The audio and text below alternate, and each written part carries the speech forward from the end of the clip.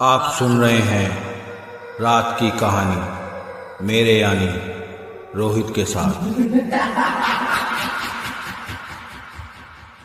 आज की कहानी में एक बच्चे से अनजाने में एक गलती हो गई। उसकी वजह से उसने गांव में बच्चों की आत्माओं को मुक्त कर दिया। तो आइए कहानी शुरू करते हैं बिना किसी देरी के। मेरा नाम राहुल है और मुझसे अनजाने में बहुत बड़ी गलती हो गई, जिसकी सज़ा मेरे पूरे परिवार को मिली। ये बात उस समय की है जब मैं बस 12 साल का था। मेरे दादाजी के गांव में एक पूजा रखी गई थी। वहाँ हम सबको जाना था। मैं और मेरा पूरा परिवार गाजियाबाद में रहता है। मेरे पूरे परिवार में मेरे मम्मी पापा, मेरे दादा दादी और एक मैं हूँ। हम पांचों गाजियाबाद में ही रहते हैं। दरअसल जब मेरे दादाजी की शादी हुई थी तो वो मेरी दादी को गांव से लेकर गाजियाबाद में ही रहने आ गए थे। गाजियाबाद से ही मेरे दादाजी ने अपनी ज़िंदगी की शुरुआत की थी। पर दादाजी का पूरा परिवार हापुड़ के पास एक गांव में रहता था और वहीं पूजा रखी गई थी। वहाँ हम सबको जाना था। और जब मेरे पापा की शादी हुई उसके बाद भी मेरी मम्मी गांव में नहीं जा पाई और वहाँ जाना था। नई बहू को गांव तो देखना ज़रूरी होता है, पर हम किसी वजह से वहाँ नहीं जा पाए। तब बहुत सालों के बाद गांव में एक पूजा रखी गई तो पापा ने बोला, मेरे पापा के गांव में पूजा है, वहां हम सबको चलना है। मेरी दादी और मेरे दादाजी कुछ काम की वजह से पूजा में नहीं जा पाए। तब पापा ने मम्मी और मेरी और अपनी टिकट बुक कर ली। हम तीनों को गांव जाने का मौका मिल रहा था। उसके कुछ दिनों बाद वो समय भी आ गया जब हमें गांव के लिए निकलना था। उसके बाद हम गांव के लिए ट्रेन के रास्ते निकल गए। ट्रेन का सफ़र भी बहुत अच्छा था और फिर हापुड़ रेलवे स्टेशन आ गया। जब हम हापुड़ के रेलवे स्टेशन पहुंचे तो गांव के लिए हमें तांगे से जाना था। उस समय गांव में जाने के लिए आज के समय की तरह कार या और कुछ वाहन नहीं हुआ करते थे। तब पापा ने वहां से गांव जाने के लिए एक तांगा लिया और उस तांगे में हम तीनों बैठ गए और हमारा तांगा आराम आराम से चल दिया। मुझे उन कच्चे रास्तों में बहुत मज़ा आ रहा था। काफ़ी देर चलने के बाद हमसे तांगे वाले ने बोला, बाबूजी इस मंदिर में हाथ जोड़ लो। तब पापा ने उस तांगे वाले से पूछा। ये किस भगवान का मंदिर है? तब वो तांगे वाले अंकल पापा से बोले, बाबूजी ये कोई भगवान का मंदिर नहीं है, बल्कि ये एक बच्चे का मंदिर है। तब पापा ने हैरानी से बोला, बच्चे का मंदिर? तब उस तांगे वाले अंकल ने पापा से कहा, बाबूजी आप शहरी लोग हो, मेरी बात पर यकीन तो करोगे नहीं, पर फिर भी मैं आपको सब बताता हूँ। आज से करीब 50 साल पहले की बात है। इस गांव में एक औरत का बच्चा हुआ था। जब वो पैदा हुआ तो पैदा होते ही चलने लगा, बोलने भी लगा।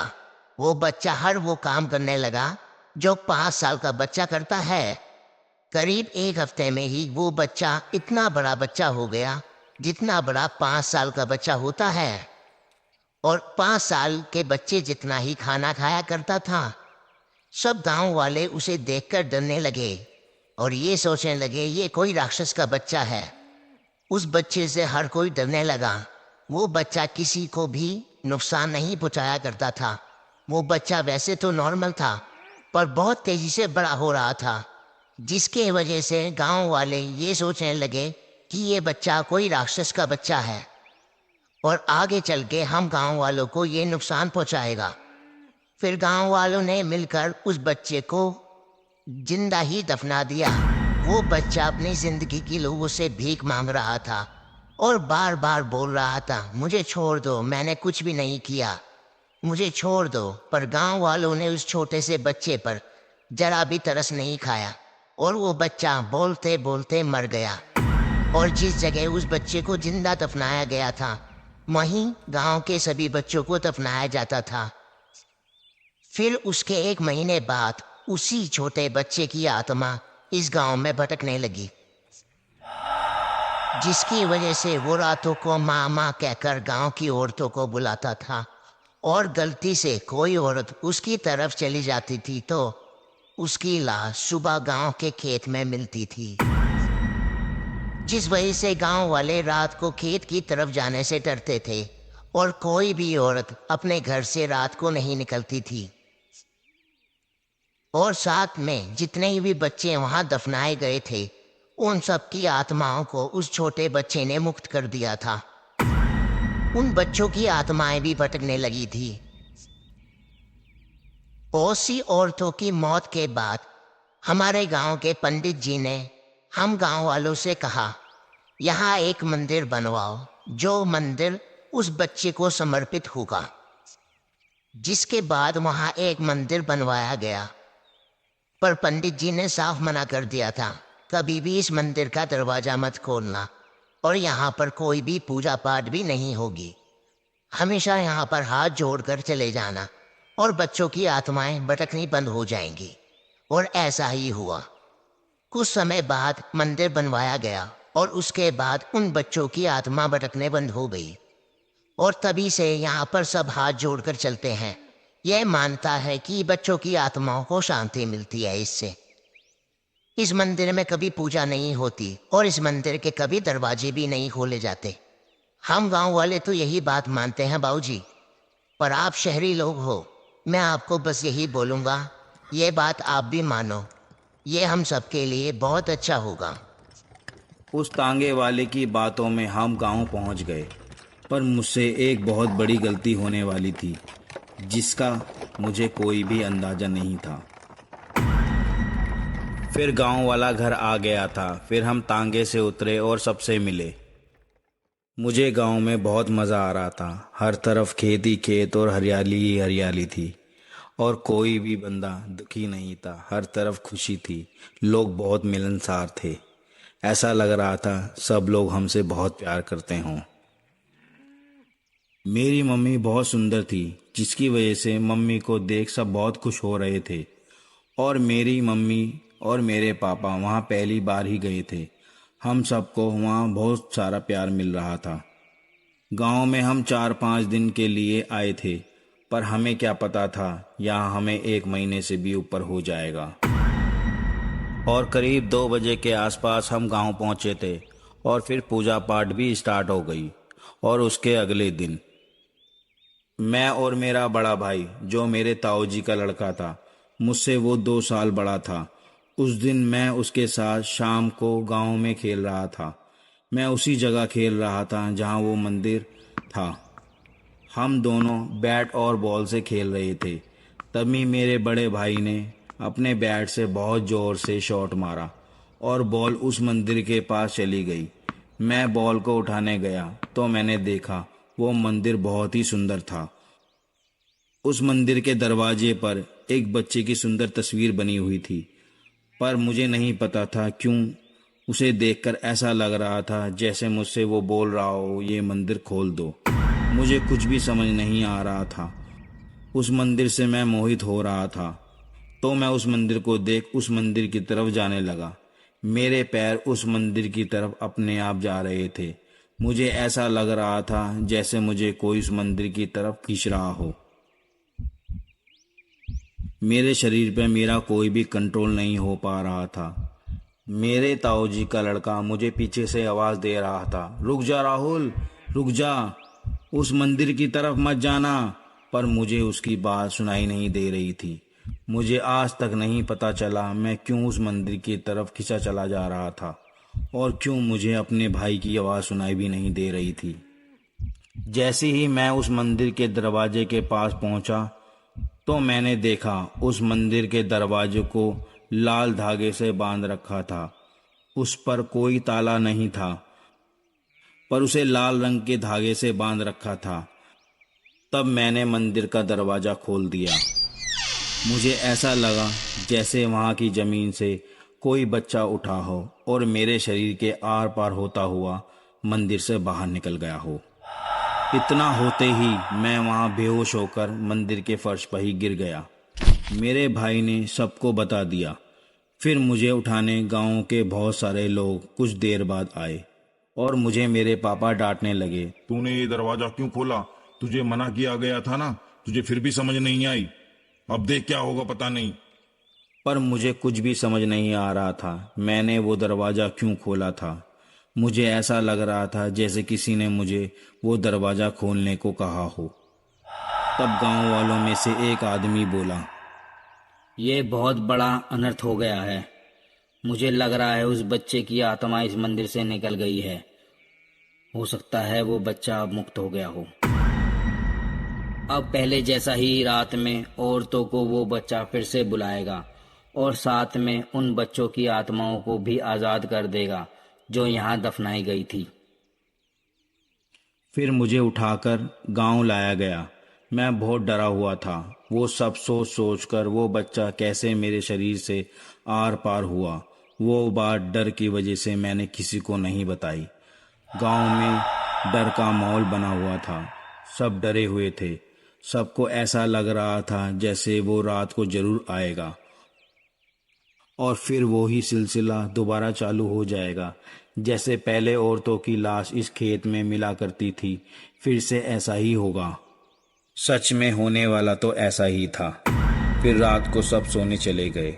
सुबह जब मैं उठा तो घर में शोर हो रहा था, जिसकी वजह से मैं उठ गया था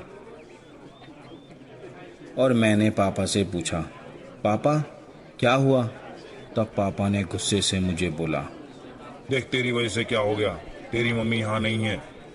मुझे कुछ भी समझ नहीं आया कि पापा बोलना क्या चाहते हैं, पर मुझे इतना पता था कि मेरी मम्मी हमारे घर नहीं थी, वो कहीं चली गई थी। तभी गांव के एक आदमी ने बोला, तुम्हारी औरत उसी मंदिर के पास होगी। तब हम सब उसी मंदिर की तरफ गए तो हमने देखा मेरी मम्मी मंदिर के पास ही जो खेत था वहीं पर मिली। सब ये देखकर हैरान हो चुके थे। आज तक जितनी भी औरतें सुबह उस खेत पर मिलती थी उन सब की मौत हो जाती थी, पर मेरी मम्मी बस बेहोश थी।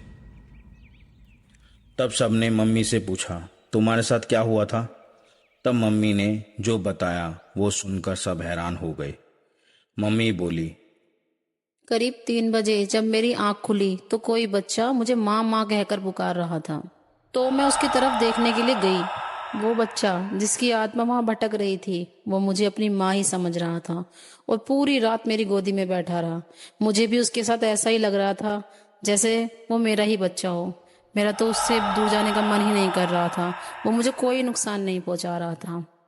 उसके बाद क्या हुआ मुझे कुछ भी याद नहीं। मेरी आंखें तब खुली जब गांव वाले यहाँ आए।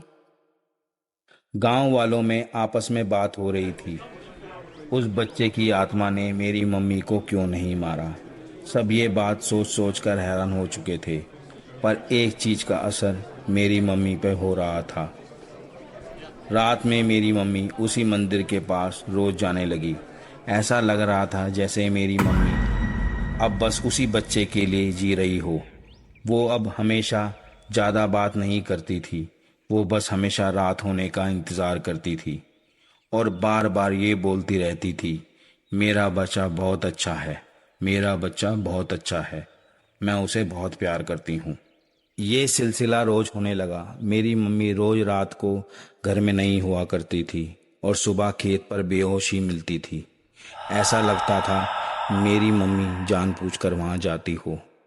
सब डर रहे थे और पापा बार बार ये सोच रहे थे कि मैं इस गांव में क्यों आया, मैंने बहुत बड़ी गलती कर दी। फिर गांव के सरपंच ने दूर के गांव से एक विद्वान पंडित को बुलाया। ये वही पंडित का वंशज था जिसने इस बच्चे को मंदिर में कैद किया था। वो पंडित जी जब आए तो उन्होंने बिना देरी किए सब कुछ हमारे सामने रख दिया। पंडित जी ने हमें बताया ये बच्चे की आत्मा हर औरत में अपनी माँ को ढूंढता है और जब उसे उसमें उसकी माँ दिखाई नहीं देती तो वो औरत को मार देता है। बहुत सालों में पहली बार उस बच्चे का इंतजार खत्म हो गया है। दरअसल ये औरत उस बच्चे की पहले जन्म की माँ है, इसलिए ही वो बच्चा रोज रात में उसकी गोद में खेलने आता है और इसलिए ही इस औरत को वहाँ जाना अच्छा लगता है और इसलिए ही उसने अभी तक इसे नहीं मारा, क्योंकि ये उसके पहले जन्म की असली माँ है। जैसे ही पंडित जी ने अपनी बातें खत्म की तभी पापा ने बोला, पंडित जी कुछ उपाय बताओ, हम तो यहाँ 3 दिन के लिए आए थे, आज हमें यहाँ 1 महीना होने वाला है और मुझे अभी तक ये समझ नहीं आ रहा मेरी पत्नी कैसे और कब ठीक होगी। तब पंडित जी बोले, मैं पूरी कोशिश करूंगा तुम्हारी पत्नी को जल्दी से ठीक कर दूं, पर याद रखना 1 हफ्ते में या तो तुम्हारी पत्नी ठीक हो जाएगी और नहीं हो पाई तो हमेशा के लिए अपनी पत्नी को भूल जाना, फिर वो नहीं आएगी तुम्हारे पास। इतना बोलकर पंडित जी ने अपनी पूजा क्रिया चालू कर दी। पंडित जी की बात सुनकर मेरे पापा बहुत उदास हो गए। उन्हें डर लग रहा था मेरी पत्नी अब मर जाएगी। पापा जी का शक कितना सच था वो तो पंडित जी ही बता सकते थे। तब पंडित जी ने हम सबको ये बताया, इस बच्चे की आत्मा को मुक्ति मिल सकती है और मुक्ति कोई और नहीं बल्कि उसके पूर्व जन्म की माँ ही उसे दिला सकती है। मुझे थोड़ी पूजा पाठ करनी होगी जिसके बाद उसे मुक्ति मिल जाएगी। और उसके अगले दिन उस बच्चे के शरीर को जहां दफनाया गया था उसे निकाला गया और उसका पूरे रीति रिवाजों के साथ अंतिम संस्कार किया गया। तब कहीं जाकर उस बच्चे की भटकती हुई आत्मा को मुक्ति मिली। पर अगर एक भी दिन देर हो जाती तो शायद मेरी माँ जिंदा ना बचती। मेरी मम्मी आज तक उस बच्चे की आत्मा को बहुत याद करती है। उसके बाद उस बच्चे ने कभी किसी को नुकसान नहीं पहुंचाया और ना ही वो किसी को दिखाई दिया। शायद उसे हमेशा के लिए मुक्ति मिल गई। मेरी एक गलती जिसका परिणाम शायद बहुत बुरा हो सकता था और गांव वालों और मेरी मम्मी के लिए बहुत खतरनाक भी हो सकता था, पर ऐसा होने से पंडित जी ने हमें बचा लिया। आशा करता हूँ आपको ये कहानी अच्छी लगी होगी। अपना और अपने परिवार का ख्याल रखें और सुनते रहें रात की कहानी, मेरे यानी रोहित के साथ। ये कहानी आपको कैसी लगी आप कमेंट्स करके बता सकते हैं और अच्छी लगे तो शेयर करना ना भूलें। आप भी हमें अपनी कहानी भेज सकते हैं।